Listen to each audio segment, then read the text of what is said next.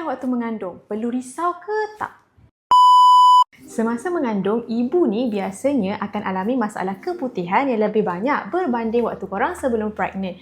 Ini boleh terjadi disebabkan oleh perubahan hormon waktu korang mengandung. Tapi, kalau korang ada tanda-tanda ni, korang kena lebih aware tentang masalah keputihan korang.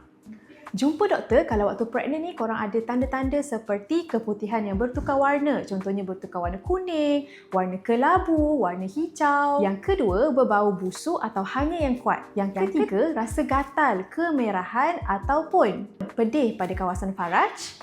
Dan yang keempat, keluar disertai dengan bercampur dengan darah.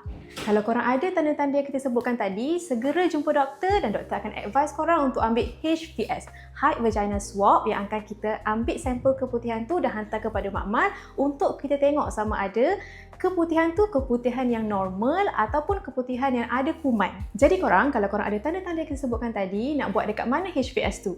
Datang je Clinic Nova untuk kita saring korang keputihan yang korang ada waktu pregnant ni, keputihan normal ataupun yang ada kuman.